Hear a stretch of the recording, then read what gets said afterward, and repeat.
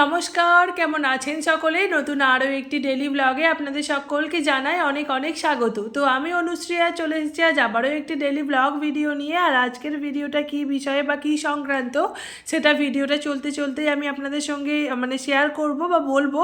তো চলুন ভিডিওটা শুরু করি, আশা করছি ভালো লাগবে। যদি আমার ভিডিও ভালো লেগে থাকে তাহলে অবশ্যই একটা লাইক করবেন। তো চলুন শুরু করছি আজকের ভিডিওটা।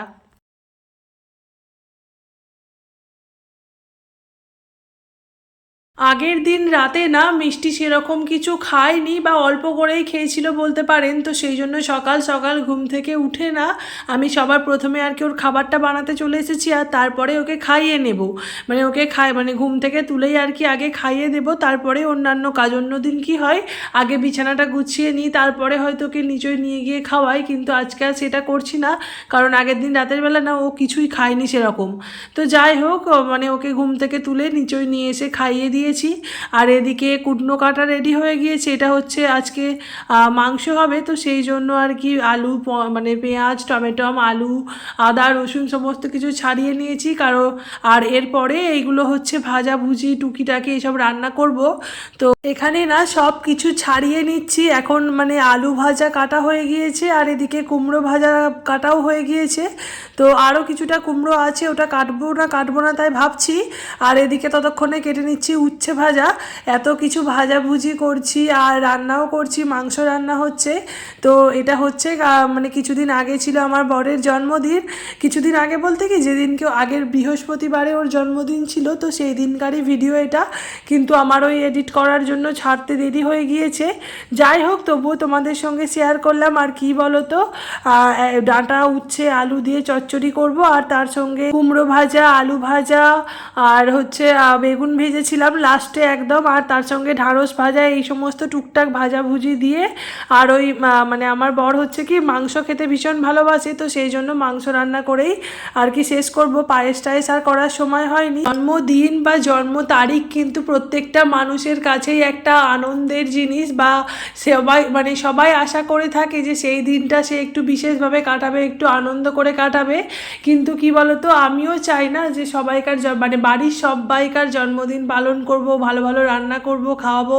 কিন্তু এখন না রান্না টান্না করতে পারি না। আমি যদিও খুব ভালো রান্না করতে পারি না, তবুও চেষ্টা করি রান্না করার, নিজে হাতে সমস্ত কিছু করার। কিন্তু এখন না একদম মিষ্টিকে নিয়ে পেরে উঠি না। আর কি বলতো, প্রথম থেকেই না ওর আমার বরের জন্মদিনটা সেইভাবে কখনোই পালন করা হয়নি। প্রথম বছর তো আমরা বেড়াতে গিয়েছিলাম, সেই জন্য সে বছরে কিছু রান্না টান্না করা তো দূর কথা, কিছুই করা হয়নি, এমনি হোটেলেই খেয়ে নেওয়া হয়েছিল। আর তার পরের বছর যেহেতু আমি বাপের বাড়িতে ছিলাম, তো সেই বছরও সেইভাবে কিছুই করা হয়ে ওঠেনি। তাই ভেবেছিলাম এই বছরে একদম অল্প সামান্য ঘরোয়াভাবে হলেও কিছু অন্তত করব, আর সেটাই করেছি। জানি খুব একটা ভালো হয়নি, আমার নিজেরও মনের মতন হয়নি বলতে পারো। তবুও তোমাদের সঙ্গে ভিডিওটা শেয়ার করছি। চেষ্টা করব সামনের বছর আরও ভালো করে কিছু করার। ভালো করে জন্মদিন পালন করা বলতে আমার কাছে হচ্ছে ভালো করে রান্না টান্না করে গুছিয়ে সুন্দর করে সাজিয়ে গুজিয়ে খেতে দেওয়া। আর কী বা করতে পারি, তাই না? আমি তো একজন খুবই সামান্য মানুষ, নিজে না কোনো কাজ করি না কোনো চাকরি করি, কিছুই তো করি না, যে রোজগারও করি না যে বরকে কিছু একটা গিফট কিনে দেব। আমি আর কি ওর থেকে টাকা নিয়েই আমি ওর জন্য একটা জিনিস কিনে দেব ভেবেছি। যখন সেটা দেব সেটা আমি তোমাদের সঙ্গে শেয়ার করব পরে। যাই হোক, এদিকে কথা বলতে বলতে দেখো আমি ওপরে না ছাদে গিয়ে কেচে কুচে চলে এসেছি। আর মা ওদিকে সমস্ত কিছু রান্না করে দিয়েছে, আর এখন মা মিষ্টিকে একটু ধরেছে। আমি আলু ভাজাটা আর ওই ঢ্যাঁড়স ভাজাটা করে নিয়ে গ্যাস ট্যাসগুলো মুছে নেব। আর এদিকে না ততক্ষণে আর কি আলু ভাজতে ভাজতে মিষ্টির খাবারটাও বসিয়ে দিলাম, কারণ মিষ্টিকেও খাওয়ানোর সময় হয়ে গিয়েছে। এই এত কিছু রান্না করতে গিয়ে না বেশ বেলা হয়ে গেছে, আর দেরিও হয়ে গেছে অনেকটা আজকে। তো মিষ্টিকে খাইয়ে দেবো চান করিয়ে নিয়েই। তো সেই জন্য আর কি তাড়াতাড়ি করে সমস্ত আর কি রান্না বান্না করে গ্যাস ট্যাস মুছে নেব, তাড়াতাড়ি করছি। হ্যাঁ, বরের জন্মদিনের রান্না কিন্তু আমি বেশিরভাগ কিছু করিনি, সমস্ত রান্নাই আমার শাশুড়ি মা করে দিয়েছে। আর আমার দেওর রান্না করে দিয়ে গিয়েছিল শুধুমাত্র মাংসটা, কারণ ও মাংস হলে একমাত্র ও ওই মাংসটাই রান্না করে, কারণ ও ওটা ভীষণ ভালোও বানায়। যাই হোক, আমি এদিকে ঢ্যাঁড়স ভাজতে গিয়ে দেখলাম যে সর্ষের তেলটা শেষ হয়ে গিয়েছে কোটোই, তো সেই জন্য ঢেলে রাখলাম। আর তারপরে ঢ্যাঁড়স ভাজা হয়ে গেছে, ওদিকে মেয়ের খাবারও আর কি নামিয়ে নিয়েছি, এদিকে গ্যাস ট্যাসগুলো মুছে নিচ্ছি, আর রান্নাঘরটাও নোংরা হয়ে আছে।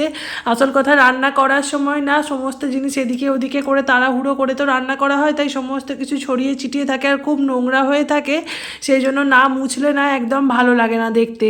তো সমস্ত কিছু সুন্দরভাবে মুছে নিচ্ছি। আর ছোট মেয়ে নিয়ে কাজ করলে না ওই একটাই অসুবিধা, বারবার ক্যামেরা বন্ধ করে চলে যেতে হয়, মেয়ে কাঁদছে ওকে খাওয়াতে বা হয়তো বায়না করছে, ওর ঘুম ধরেছে, এই সমস্ত কিছু করতে গিয়ে না কাজের ভীষণ দেরি হয়ে যায়। এখন ঘড়িতে প্রায় 12টার মতো বেজে গিয়েছে, মিষ্টিকে আজকে এখনো পর্যন্ত স্নান করাতে পারিনি।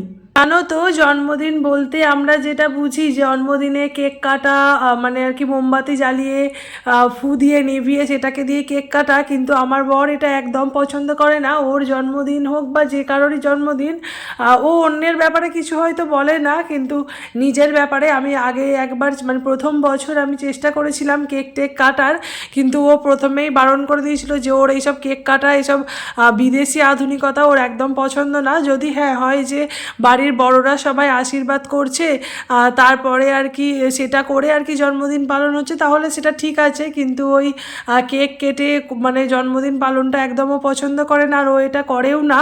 তো ওর বন্ধুদেরও যখন ফিস্ট হয় আমি দেখেছি, তো মানে প্রথম বছর দ্বিতীয় বছর দেখেছি, তো ওরা শুধুমাত্র ওই রান্নাবাড়ি করেই আর কি খেয়ে নেয় ফিস্টে জন্মদিনের, কিন্তু আর কি ওই মানে কেক কাটা বা এই সমস্ত কিছু অন্যান্য বন্ধুদের ক্ষেত্রে হয়তো করে, কিন্তু ওর ক্ষেত্রে একদম করে না, কারণ এটা ও একদমই পছন্দ করে না। আর দেখো কথা বলতে বলতে আমার কাজ অনেকটা কিছু হয়ে গিয়েছে, সমস্ত কিছু করে নিয়েছি, আর এখন মিষ্টিকে একটা লেবুর রস খাইয়ে দেবো, তারপরে ওকে ভাত খাওয়াবো ওই 1টার দিকে। এখন ঘড়িতে বাজছে 12:30 মতো। এই আধ ঘন্টা টাইমের মধ্যে না আমিও স্নান করে নেব, আর মিষ্টিকেও মানে মিষ্টিকে স্নান করিয়েই আমি স্নান করে নেব। তো চলো ভিডিওটা এখানেই আজকে শেষ করছি, তোমরা সকলে খুব ভালো থেকো, সুস্থ থেকো, আর আমার ভিডিও যদি ভালো লেগে থাকে একটা লাইক করো। টাটা।